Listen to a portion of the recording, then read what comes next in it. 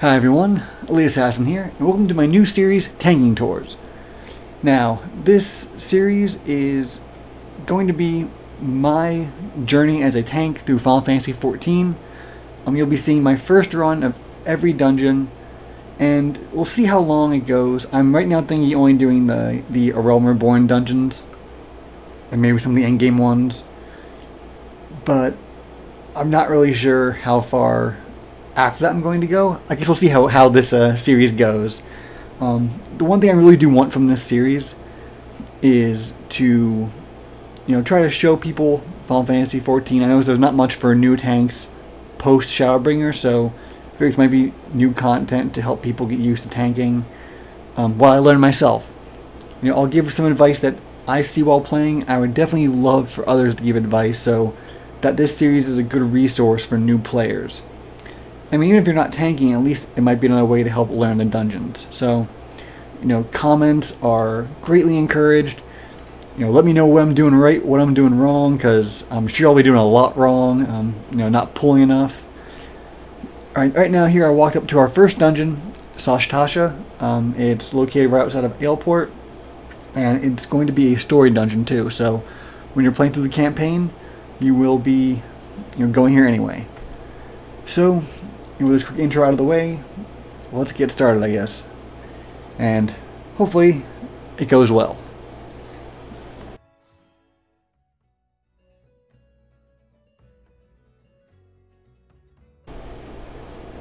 Alright guys, now as we load in here and I get rid of my action menu here, let the dungeon begin.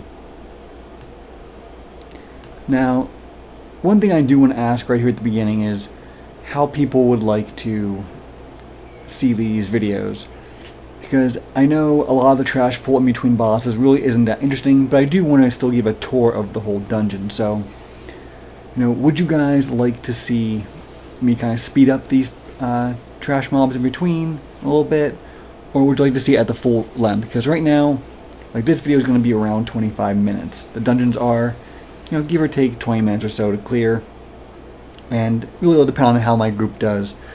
I myself am going to be basically just geared for the dungeons we're doing, whereas who knows what kind of people we pull in. Because one thing that's really cool with Final Fantasy XIV, for those who don't know, is that I'm doing level 15 dungeon, but I could be doing it with all level 80 people. There is the duty finder does actually level you down, so I've actually done these first 3 dungeons quite a few times throughout the main story quest, especially when I was doing my daily leveling roulettes. Now over here is the thing that when I was playing through, my friend never really looked at. There's going to be a note on the ground here that's going to tell you a color, and that color is going to correspond to the first boss fight. Now, you could go over there, see what the color is, and make sure you just summon the boss. The only penalty for picking the wrong color is you have an ad you have to fight. Now, I said personally, when my friends were running me through this when I was leveling, we never really paid attention to that note. I didn't even know it was there for the longest time, honestly. I was always shocked when people would get it right the first time. Like, wow, how did they know? Now I know how. But like I said, it really depends on you and the people you're playing with. I know my group of friends, when we do a later dungeon, the Sunken Temple of Karn, there is a puzzle thing that if you get it wrong, you have to fight ads. Well, our mentality was, we're trying to level, so let's fight all the ads we can. So we would purposely not do the puzzle right, just so we can fight a little more. So if you want to do that, feel free. But if not, that's where you find the answer to the first colored switch. Now, like I said, I am very new to tanking. My MMO experience is 2 years in WoW as a rogue, and then I've been playing this for over a year and a half now, I think, and mostly as DPS classes. I started as a pugilist, got that to 50, and then switched over to samurai, got that a few levels, went back and leveled up my rogue to a ninja, played that to 60, and then swapped over to dancer to where I'm at 65 now. So I've mostly played melee DPS, which kind of made me feel confident in being a tank because I'm used to being in melee range. So I think I should be okay, but I've never been the one in charge of a dungeon. You know, as tank, you're the one running the show. People go at your pace for the most part. I know some of my friends, when they play with more passive tanks, they just kind of pull in, hope the tank catches up to them. So right now I'm playing very passive. This is my first dungeon. I know a lot of times people will pull this and just keep running, and you know, right now I'm just trying to make sure I keep aggro on things. I know as I get more experienced, I will have to, or I should, get used to pulling more. Here I get a little like sideways. I know it's kind of like a linear path, but I was like, can you go that way? I don't know. I realized I've done so many times, but still I found myself getting confused. This part of the dungeon's pretty cool. Those clams you see us attacking right there actually shoot out those little fire guys, so you can only damage them when they open their mouths to spit the fire guys out. It's a neat little trash mob, a little different than your usual. And one thing I will say, being that I played World of Warcraft for a while, back during the Cataclysm into Pandaria time, and playing this game, is I do feel the dungeons in this game do a great job at gradually preparing you for more advanced mechanics that'll come later in the game. You know, as a newer player, I really didn't watch any dungeon guides, at least for the first bit, and I was still able to really get the mechanics. It did help that I had a veteran player playing with me to help me out, but you know, even he's like, I don't remember some of these dungeons. You know, he'd be straight up like, I don't remember. So we'd have to just go through and, you know, work our way through the dungeon and hope we can get by the bosses, which usually we did. We had very few troubles with our leveling experience. I think the only thing we really had a problem with was the Moogle King trial, which that was rough. For those who don't know, trials are like just special boss fights that you have to do throughout the main campaign, and they're usually really fun. They're mostly against old summons from previous Final Fantasy games, which are called primals in this one, and I will also be featuring those during my tanking tours guide, because I think they're really cool and really neat to see. So I want to kind of show everyone what this game has to offer, and hopefully get people excited in it, because it is a really fun game. You know, I'm not the biggest person when it comes to MMOs, but I really, really do enjoy this game. Now, I'm also a really big Final Fantasy fan, so that might have something to do with it. As you can see here, this is kind of a long, you know, run to the first boss. But as you see right in front of me now, there is that purple line on the ground, which is your boss indicator. Every time you see that purple line, you know something's coming up. And once I pan the camera a little bit, you'll be able to see what I meant by the colors. I laugh. I guess myself and the one DPS walked away from the clam thinking the other would kill it, and it ended up closing. Whoops. You see we have the 3 color trees here, and because of that note, we know it's the green tree to go and touch. So I go interact with the green tree, and then go pull lever. And this first boss is a boss named Chopper, not to be confused with everyone's favorite little reindeer from One Piece. This one is nowhere near as nice. It's a curl type enemy, and I don't know, it's really your standard simple boss. I knew as a tank my job was to kind of face him away from the group, which I do remember to do most of the time during these boss fights. And the only move really that you have to worry about is that AoE move you saw there, which I believe is called Charge Whisker. And I mean, really besides that, it's a very standard first boss. As you see, we're really melting him down pretty darn fast.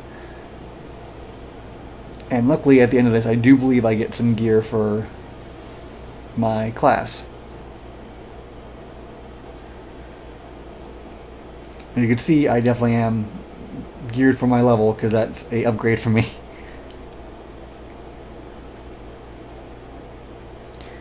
Now, the next two bosses that we're going to face are actually, really should be bosses in quotation marks, are really, really simple. It's actually a boss that's going to run away from you, and there really are no mechanics to the fight whatsoever. So, as you can see right now, you can see the purple door already. So we went through that one really long hallway full of all those clams just to go and fight one little trash mob between bosses. So you kind of get the hint that this isn't going to be anything too big of a deal.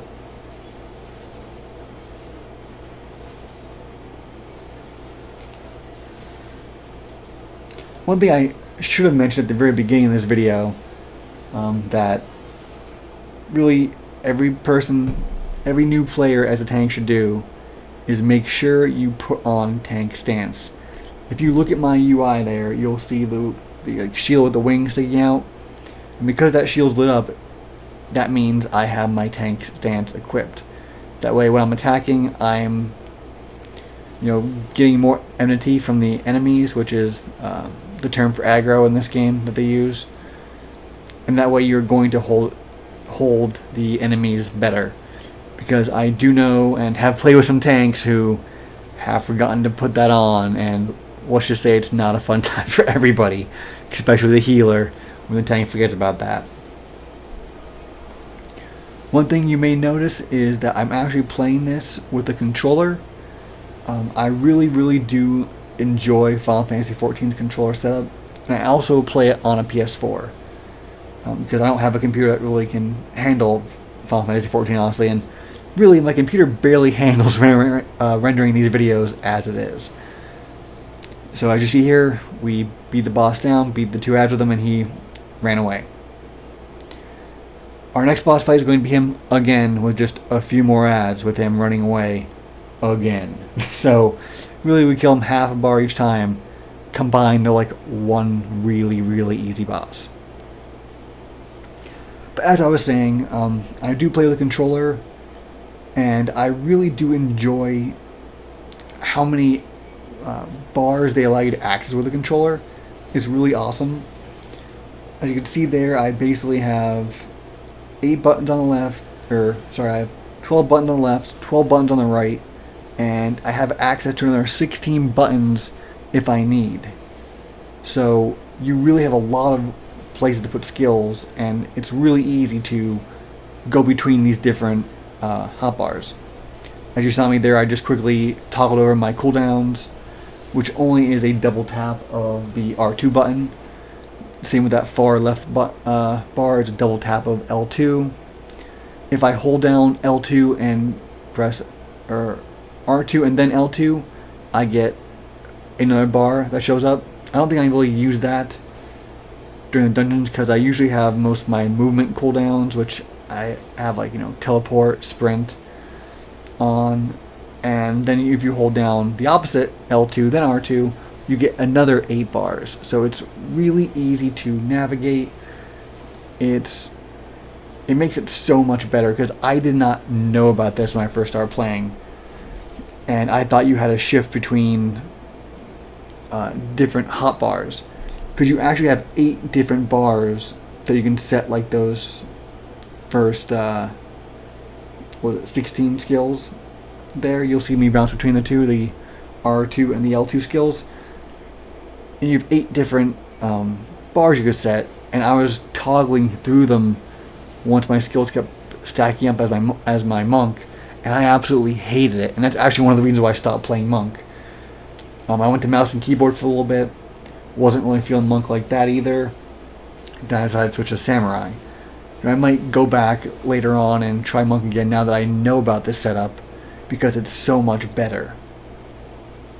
I also was able to put a hotbar, as though I were using a mouse and keyboard, right above my crossbar there, to put my big cooldowns on, which is something I saw somebody online do. If you're interested in playing this game with a mouse and keyboard, or not with a mouse and keyboard, with a controller, sorry. If you're interested in playing this with a controller, I would highly recommend checking out the channel Work to Game. That's where I found how to do this and how to set my screen up like this, how to activate the I forget what they're called, like the extra crossbars on the side. So he has really good tutorials, and he even has breakdowns on how he has his skill set up. Mine are different than that. I went with what I felt was comfortable, but it's a good channel to look at if you're really interested in playing this game with the controller.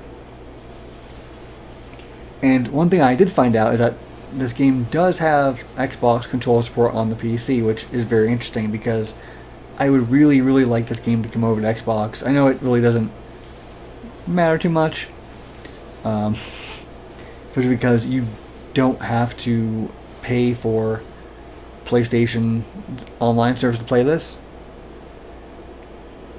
So it doesn't really hurt me playing on PS4, but I don't know, considering I have the Xbox One X, I feel the loading times would be a lot better because, let me tell you, on the base PS4, these load times, whoo boy, they take quite a while. But that's actually something I just mentioned there. Oh wait, here's the next boss, or the Captain Madison fight part 2. Like I said, Captain Madison fight part 2, it's basically the same as the first, just tank the ads and him, but partway through, dogs are going to spawn in as well, and I completely forgot about that as this was going on. Luckily I'm able to pick them up really quick, get them off my healer, but I completely and totally forgot that happens. But it's a pretty boring boss fight, so I'm not going to waste much time on it. As I was saying, one thing that is good to know, if you have a PS4 and you want to play this game, you do not need PS Plus to play this game. Because it runs off of Square Enix's server, you only have to pay the $15 a month subscription fee for 14. You don't have to pay the additional, whatever, $60 a year for PS Plus at all. So that's really good to know, and that's really what brought me back to 14. Because I wasn't going to pay, I have Xbox Live I pay for. I didn't want to pay for PS Plus and then pay for a 14 subscription. That was getting a little too crazy for me. Because I really don't use PS Plus that much otherwise. But I was very happy to find out you didn't need it, so here I am playing it. And also, if you're a PS4, this game does have a free trial that lasts until you're level 30. And I do believe that when you get to level 30 with your main, you can then go and try another class to 30. So it really is a awesome, awesome free trial.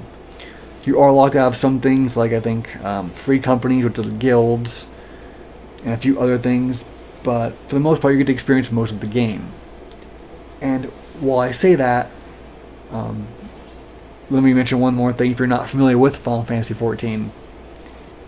Like I said, my character is, a level 65 dancer, 60 ninja, 55 samurai, and a 50 monk, all on this one character, which is really cool, which I wanted to bring attention to with that free trial, because you can play it to level 30 on one class, but then I think you can go back, change your class over again, start level 1, and then play that class to 30 as well. Like, you're not limited to just that one class 30 and then you're done. I believe you can go back and play basically all the classes you can unlock up to 30 and get them all to 30 if you wanted to. So if you're even remotely interested in this game, getting that free trial is really, really worth it. And I know I'm really sounding like I'm trying to sell this game pretty hard, but only because I really, really enjoy it. Now here we're getting close to the end of the dungeon, and I'm just trying to grab all the trash pulls that I can. One thing I really would be interested to know is if I'm using my AoE too much, or how I'm doing with my rotations in group settings, because I know as DPS I often sit there and just spam my AoE over and over and over again. I'm not sure as a tank, is that really the optimal thing to do?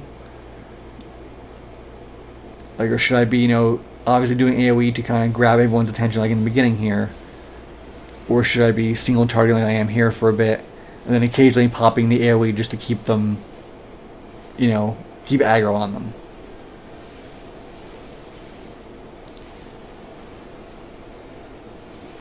That's just something that I don't know, I'm not too confident in.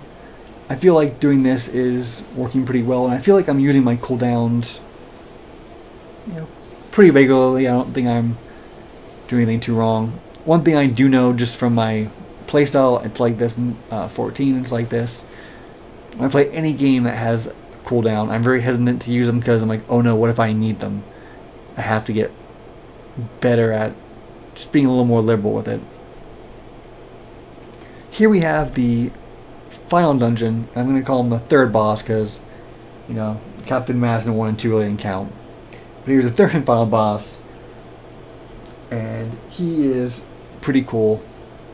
I can't remember what his name is off the top of my head. Oh, it's Den, yeah. Den the Orca-Tooth.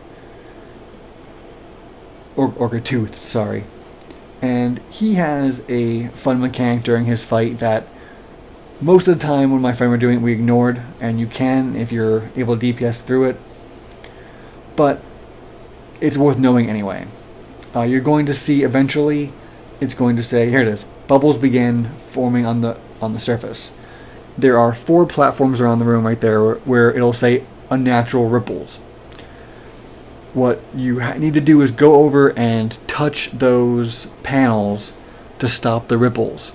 If you don't, an ad will spawn and you'll have to pick them up.